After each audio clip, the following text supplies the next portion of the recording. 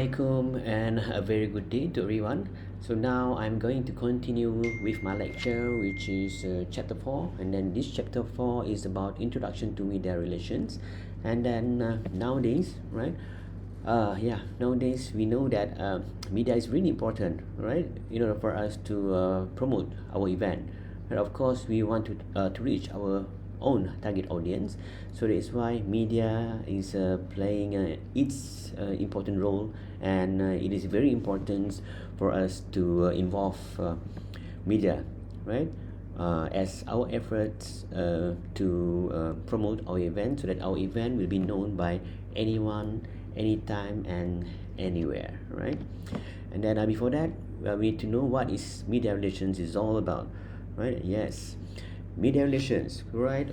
Nowadays we have social medias, and these social medias, for example, like YouTube, all right, Facebook, Instagram, Threads, X, is widely being used by people to promote their event, not their event, but also to share the contents, right? But in this perspective, which is related to our subject, which is event management and practices, then of course this social media really helps in order for us to promote our event, right? The content of our event, and the itinerary of our event, and who's going to involve for our event, for example, like artists, right, singers, right, and also maybe well-known speakers, right? So that is a part of contents that we can post in our social media pages in order for us to attract people to come and join our event, all right? And then this is the media landscape. As we all know, right? Traditional way, or back then, people use newspaper, magazines, TV, or radio in order for them to promote their event or their products, and whatever things that they want to promote, and to reach, right, in order to reach their target audience, right? And then during that time, the cost is really expensive, and I can say it to you that it can reach up to 100,000 ringgit Malaysia. For example, like TV commercial, right? Especially during the prime time. And before this, people really rapidly and also massively use televisions for them to reach their target audience, because people watch TV, and then people love to watch TV very much, and then it can reach macam-macam kelompok masyarakat lah, not even kids, but also youngsters, alright, teenagers, and also adults, right, working adults. And then during these TV commercials, and the prime time is the most expensive one, right? So that is why people say that marketing departments is the most expensive cost that they need to bear, right? Especially during the prime time lah, TV, right? TV like Bulletin Utama, right? News time, right? News time. So for example, Bulletin Utama will start at 8 and then will end at 9 p.m. So in between at 8 p.m. to 9 p.m, of course there will be a break, right? For example, like 3 or 4 break time. During that break time, so that is the most expensive most expensive package, right, that being offered by all TV channels like TV3, what else, RTM, and so forth, right? But nowadays we have social media platforms like Facebook, right, Instagram, TikTok, Threads, X, and so forth. And then these social media platforms doesn't require a lot of cost, because you just need to sign up, and then you need to create your own Facebook page or YouTube channels, and then you just upload your contents, right? But of course they have their own packages if you want to reach your target audience much faster, in large number of amount. Of course they have their own package lah, tier 1, tier 2, and tier 3, and so forth, right? The more target audience that you want to reach, the more expensive the cost that you need to pay to that particular social media platform, right? Into the next slide. But as I mentioned just now, right, during my time, right, before the technology become advanced, and we have a social media platform, and people use TV, what else, radio and newspaper, in order for them to find information and to read about all the news, and also current issues that happening all around the world. But now, right, people have shifted, right? The media consumptions from traditional like TV, radio, and newspaper to social media platform, because social media platform they can find any information according to their own preferences, so they can reach, or they can find out about the facts, about the informations, and also current issues that they like anytime, anyway, and using whatever devices that we want, right? For example, this one, right? The point number one, an on-demand content, right? Consumers now dictate when, where, and how they consume the content. So if they want to consume the content by using their smartphone, they can easily do it by opening the Facebook mobile apps, and then or for example like YouTube mobile apps, right? And they can get informations or watch the videos or read the contents, right? Anyway, anytime they want, even duduk dekat kedai mamak pun they also can still scroll their Facebook, right? As long they have their own devices like smartphones, tablet, or laptop, and also internet connections, right? And then the second point over here is personalized news feeds. Personalized news feeds meaning to say the feeds that will, or the news feeds that will appear on your timeline will according to your preferences, right? Because these social media they have their own algorithm system, right? Meaning to say, if you search a lot about beauty products, so of course a lot of beauty products will come out on your timeline, right? Kuku putih ke, right? Produk kuku putih ke, whatever beauty products lah, right? Apa face serum ke, right? Like cosmetic products or makeup, dia akan keluar on your timeline very frequent, right? So yeah, this personalized news feeds is very useful, right, for you to reach your target audience. And then last one, point number 3, which is participatory storytelling, right? No longer passive consumers, audiences actively participate in the creation and dissemination of content, right? Yeah, nowadays we have a lot of influencer, right? YouTube influencer, apa lagi? Facebook influencer, right? Kan Mark One, for example, right? Apa lagi? Siapa lagi? Karyum Jawi. We have our own influencer, YouTube influencer, which is Karyum Jawi.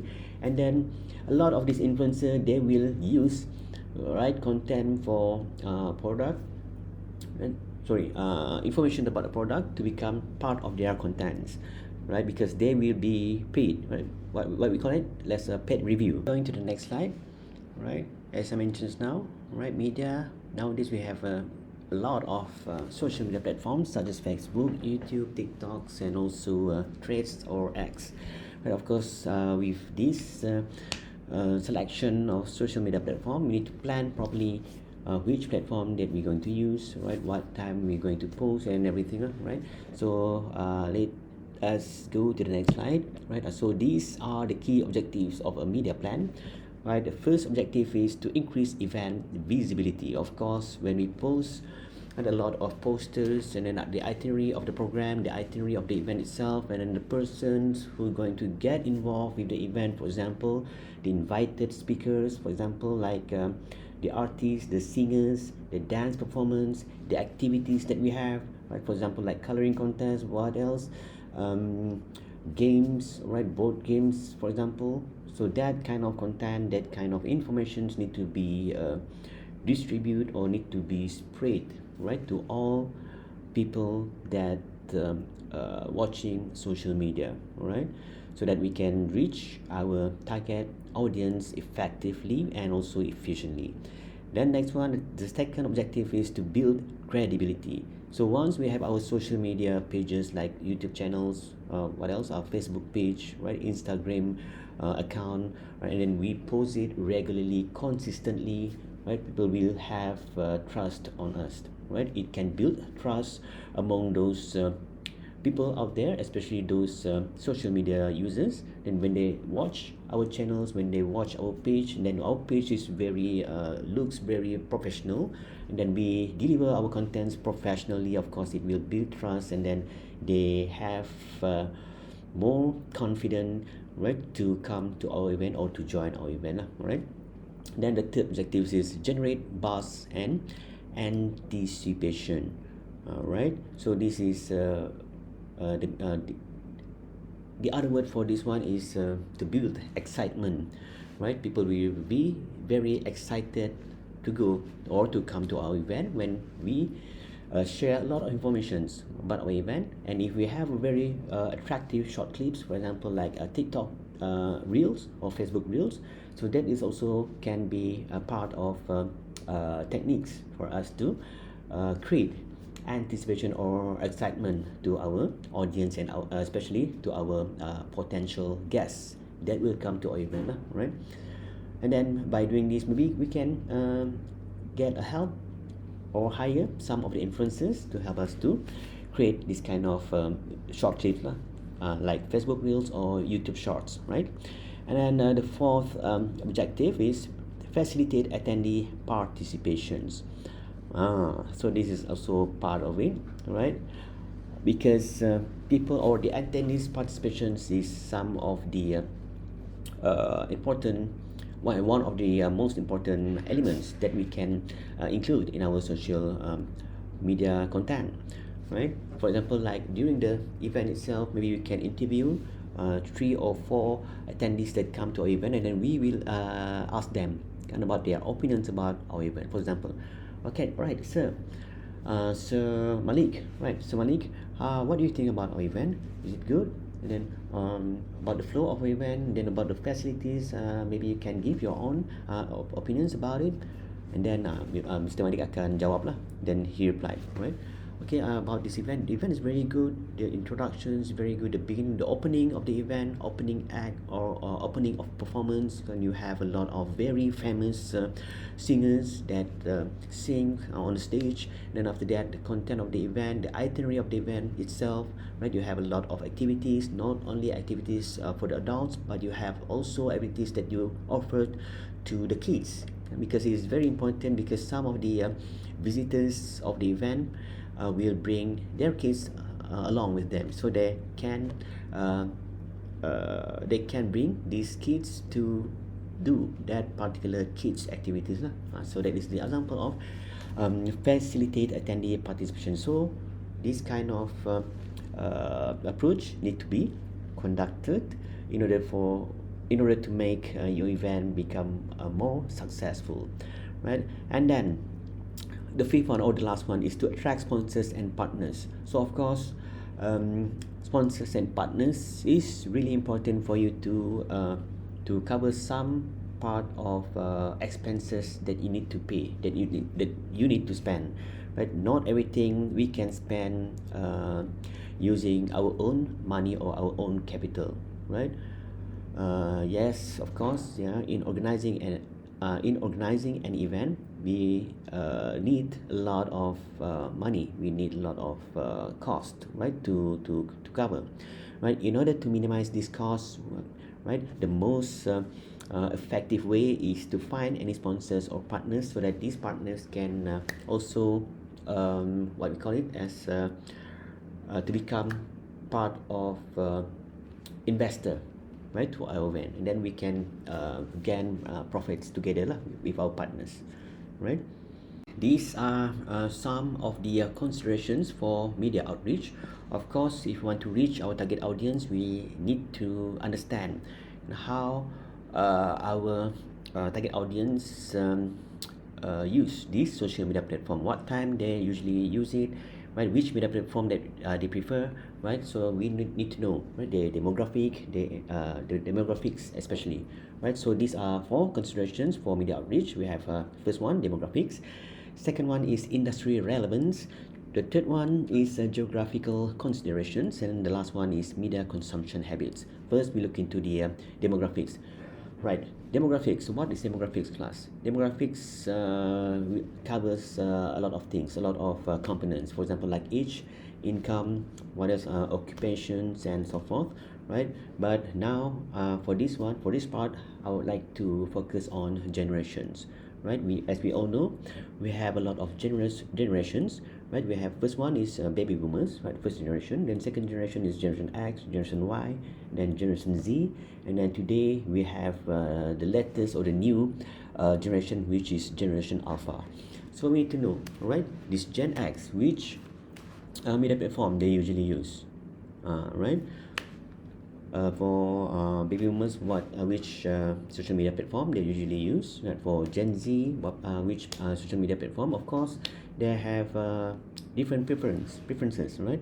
I think for sure, I think you guys also agree with me, right? Baby boomers, kan, most of the baby boomers people or group of people would like or more prefer to use Facebook, right?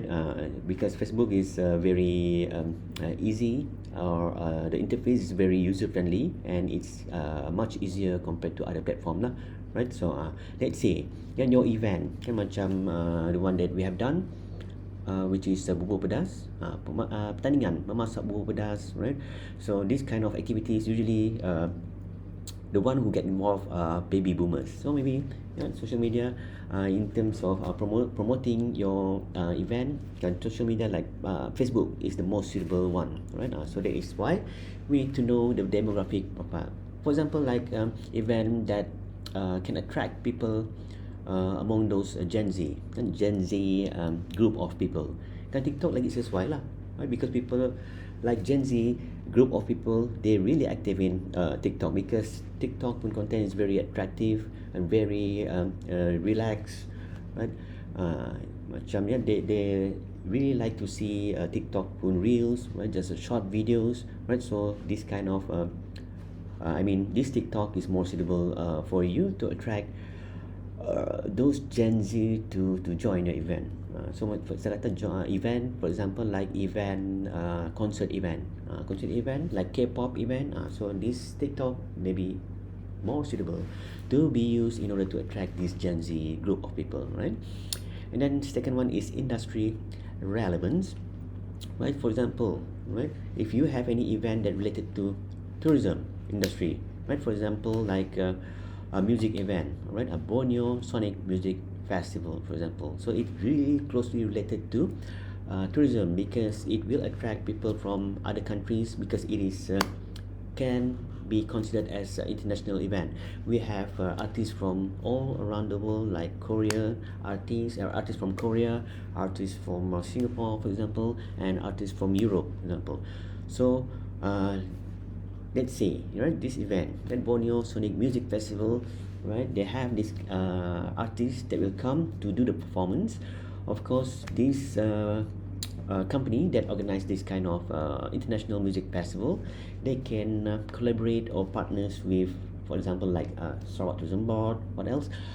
Business event Sarawak, right, Tourism Malaysia, and so forth lah. So they can ask help from these collaborators such as STB, Sarawak Tourism Board, Tourism Malaysia, and also Business Event Sarawak, to promote the event on their on this collaborators pun social media platform, right? Like Sarawak Tourism Board Facebook page, maybe they can ask or request assist from this STB, right, to post their event on STB pun Facebook page, right? The third one is geographical considerations, right? Of course, if you want to organize an event, right, you need to make sure and what is your objective tadi. And we have media plan, right? Creating a media plan. Of course, this media plan have its own objective. For example, your objective is you would like to make your attendees participate with your content of your event. Janganlah pilih if orang datang tempat ataupun venue yang terlampau jauh, right? If terlampau jauh, mungkin kurang the attendees to come. Or for example, you would like to invite kan some of the medias, for example like TVS, right? Apa lagi? Suara Sarawak, for example. Let's say you organize event dekat Tanjung Datu. So mungkin TVS ataupun this Suara Sarawak a bit difficult for them to reach that venue, right? Kena naik boat lagi. So if you would like to invite them, and then once you have sent a request for invitation for them to come, right, to do a coverage for your event, mungkin dia akan datang lah, because it's very risky, and then it's very far, right, from the city center. Kan risky, kena naik boat lagi, takutlah camera, kan all the equipments, very expensive equipment, terjatuh dari boat kah, let's say, right? So that is why, right, geographical consideration is very important for this aspect, right? Then the fourth one, media consumption habits. This one, we need to do our own analysis, right?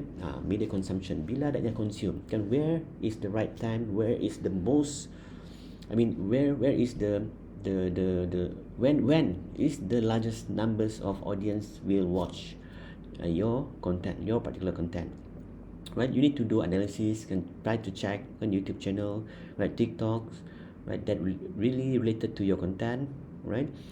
Binangga pukul berapa, what time they usually watch, right? The content. So let's say after working hours, right? Dalam pukul 6, pukul 7, so that is the most suitable time for you to post, right? All the contents, and then also maybe your event posters, right? Your event short clips, or just short advertisements, right? Maybe during the weekend, mungkin you akan lagi kerap lah. Your post is more regularly, right, during the weekend, because you know that during the weekend people have a lot of time to scroll, right, and also to watch the videos that you have posted on your social media platform. Okay, now we look into building relationships with journalists, right? As far as we know, right, like media, right, normal media, for example, like TVS, what else, UKAS, Unit Komunikasi Awam Sarawak, and Bernama, for example. Of course, these very well-known media will give a very good impact, especially when they are covering our event, right? So that's why we need to build relationships with their journalists, right? Because these journalists will write up an article about our event, or will come out with a short video that will explain about our event, or the advantage of our event, the benefits of our event, and also the activities that we have in our event. So before that, we need to do some research first, right? So we need to identify key media contacts. So who are the key media that we're going to contact in order to invite which media company that will come over to our event, right, and to help to do a coverage for our event, right? Need to identify TVS. If you think TVS is good enough or suitable, you can contact, right? And then who's which other else media company that we need to invite. For example, like UKAS tadi, right? UKAS also can, and especially if that event is just targeting a local audience, maybe UKAS and TVS is good enough. So let's say you are targeting people from Peninsular Malaysia, so maybe TV3, right? For example, you can contact this media to come over to your event and then to do a coverage of your event. Right, next one, once you have all the contact numbers and the contact persons, not only phone numbers or WhatsApp contact or email address, right, but also maybe you can contact them directly, right? Go to the office, or just give them phone calls, right? And approach, right? Once we have identified which media that we going to contact, then we approach them. Right? Our best practices for engaging with journalists. So which practices or approach techniques that you think very engageful or very effective?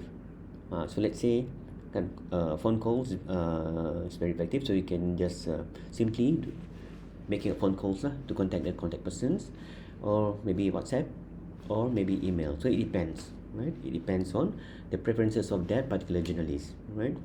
And then last one is maintenance, right? A sustaining long-term media relationship. So this is very important, right? Because let's say your event is an annual event, and you are planning to organize an event, and then that event you want to make it as your own brand, and then this event, then you are planning to organize it annually.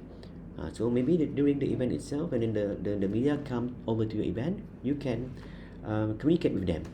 Okay, Mr. Akmal. So let's say Mr. Akmal is working for TBS. Then you just have a a very short communication with this Mr. Akmal. You ada lah. Right, okay, Mr. Akmal, for your information, this event where we will organize it annually. Then is it okay? Let's say next year we have another event. I mean, we are organizing this event again in the future. Would you come to our event to cover for it? Okay, no problem. We don't have any problem with that because your event is very attractive, and then I think this event is very good. So I think we don't have any problem, right, to help you to cover your event. You just contact me, right? If you need our help. So that is how are you going to build a very long-term media relationship with that particular media companies, right? For your informations, right, for example, like a very huge event, well-known event, right, press release is very important, right? And we need to do a press release, right, in order for us to attract a large number of visitors for our event, right? And then these are the key components of a press release. We have event overview. Of course, you need to come out with the purpose of your event. So you need to share what is the purpose of your event, the key themes. Of course, event, it has its own themes. For example, food event, so the theme itself is food, right? And then for music event, so yeah, the theme is music. And then also you have to have you need to have a very unique selling points. So what is your selling points? Is it just music performance, or you have any other things, for example, like merchandise, right? Very limited edition of merchandise, for example, right? You can spread this kind of info by using this press release approach, right? Second one, bios or biographies of key individuals involved in the event, such as organizers, right, sponsors, what else, keynote speakers or performers, because people, right, have different preferences, right? Maybe they want to come to that event just to watch, right, their favorite singer, right, to perform. For example, like Judika ke, apa lagi, 420 ke. So maybe that kind of informations you need to distribute or spread it clearly, right? Maybe they want to listen to that very well-known and very charismatic keynote speakers. For example, like Professor Dr. Ahmad Nur Shahir bin Sazali will give a keynote speech during the event. Amin ya rabbal alamin. Nak dia tahu one day I become a professor ataupun doctor, right? So this kind of informations lah need to be distributed clearly and very attractively, right? Then number 3, high resolution images. Of course lah, kan images paling-paling pun dia pakai 720 lah, right? 720k lah, right? Or to be on the safe side, just orang dah use HD lah.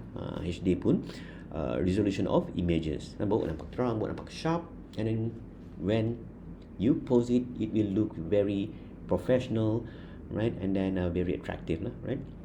Jangan bagi gambar yang dah pecah-pecah, right? Agak pun kabur, right? Ataupun dia pun lens pun time ambil gambar pun ambil gambar yang kabur-kabur, right? So that will orang dah akan kurangkan rasa ingin nak pergi lah for those who see your posters or who watch your videos, right? Then the key contacts, right? Of course, all the key contacts need to be distributed or need to be spread to your potential visitors, right? Contact information for key individuals involved in media relations, including organizers, contact numbers, like email address, right? Phone numbers, right? WhatsApp contact, and then also public relations representative and also spokespeople, right? Then last one is additional preferences, fact sheets, infographics, or previous press coverage. Fact sheets, the advantages of your event, right? The purposes of your event. You make it like infographic lah, ada icon, right? And then maybe a bit of cartoon or animations you include, right? Then for the infographic, maybe for example like itinerary on day 1, what is the itinerary, right? Day 1 from 8 to 9 apa, 9 to 10 apa.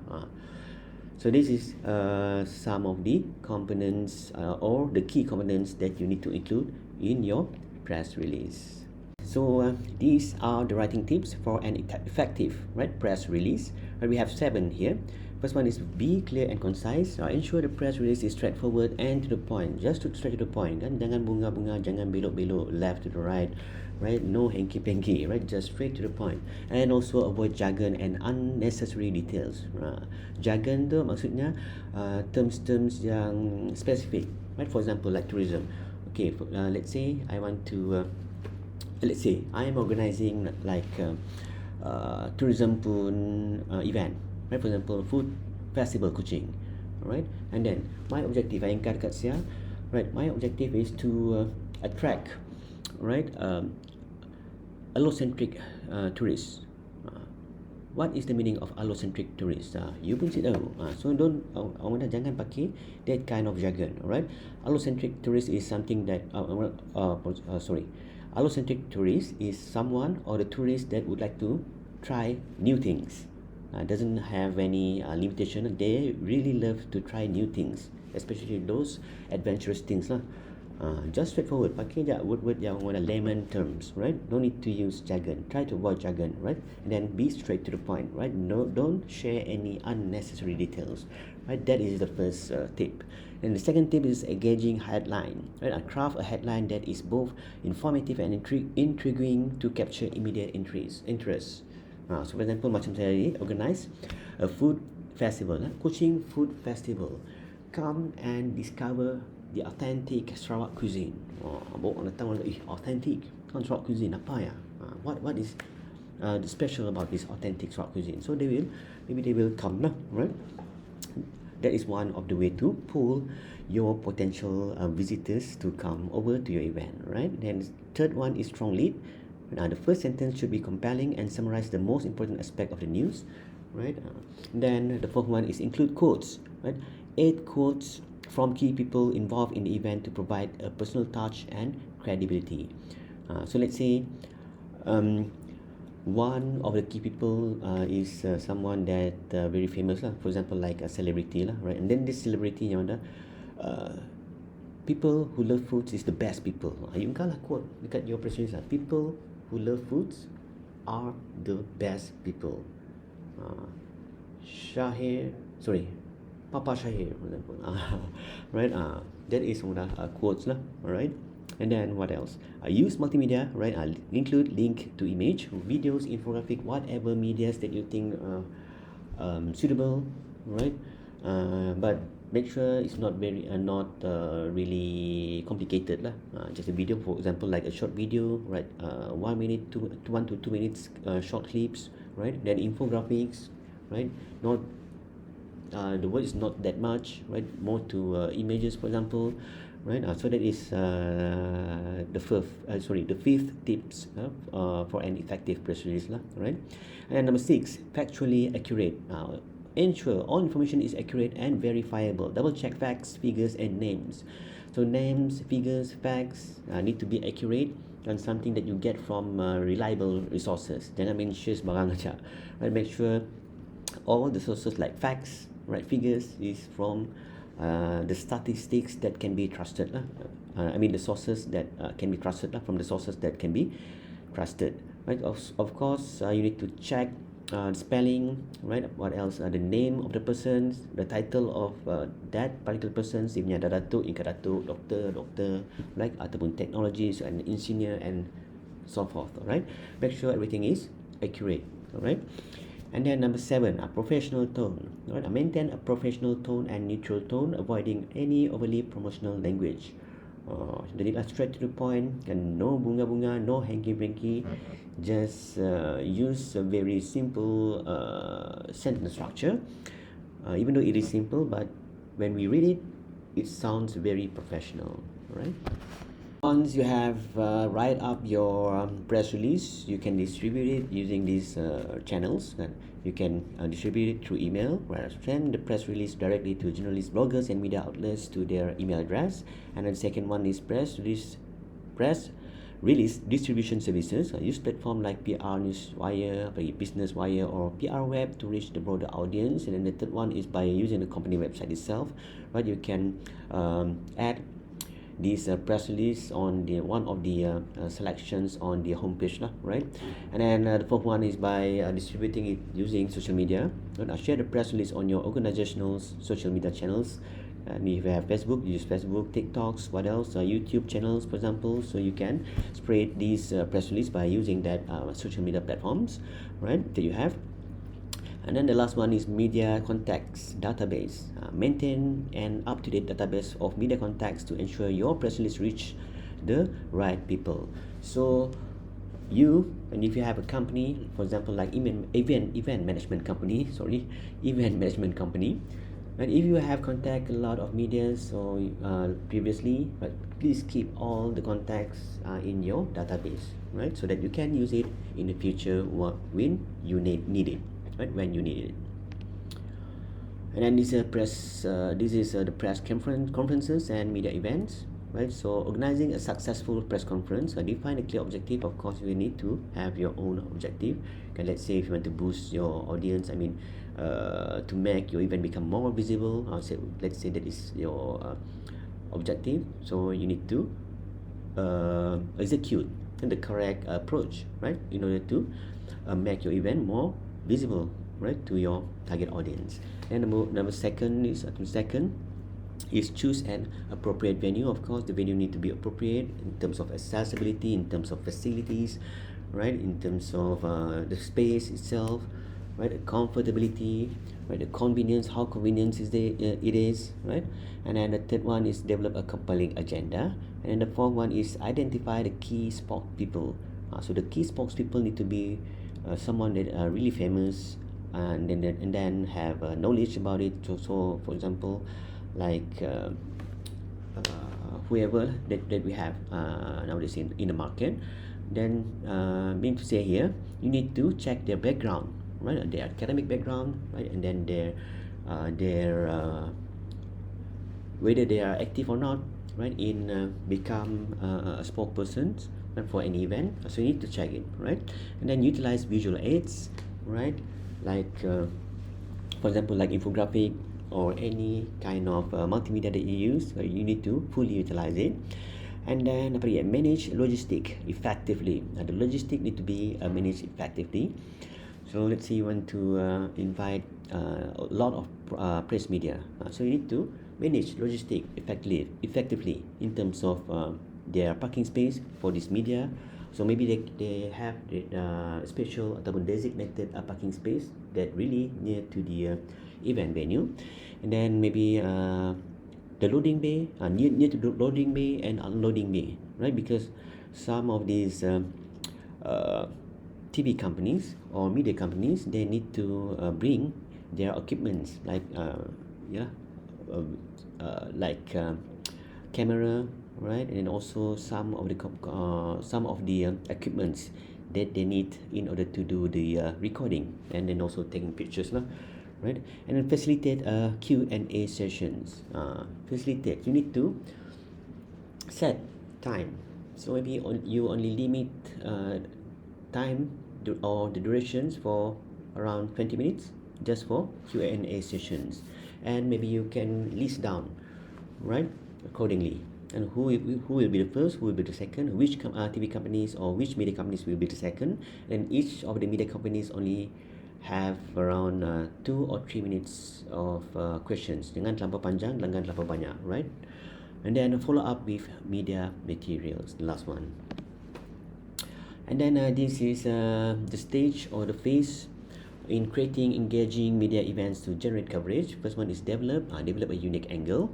Which angle that you want to use, maybe in the front ataupun di tepi ataupun mix, right, mix kejap tengah. And then second one mungkin tepi. It will help in terms of making that particular coverage ataupun press conference not look very boring lah, right. Second one is incorporate interactive elements, and then also leverage influencers and thought leaders.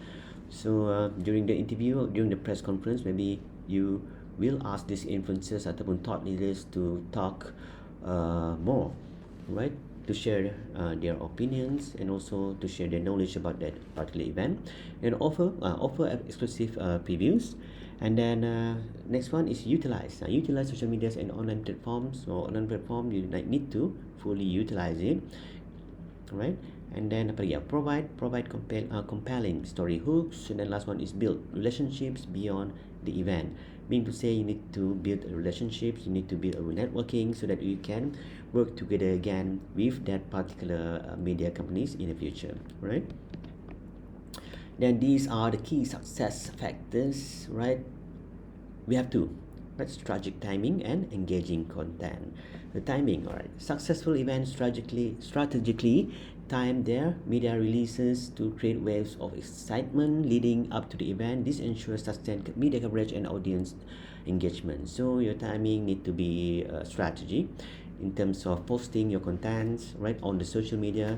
So janganlah you post waktu orang bekerja during the working hours. Of course, maybe the engagement maybe very small lah, right, ataupun few, right.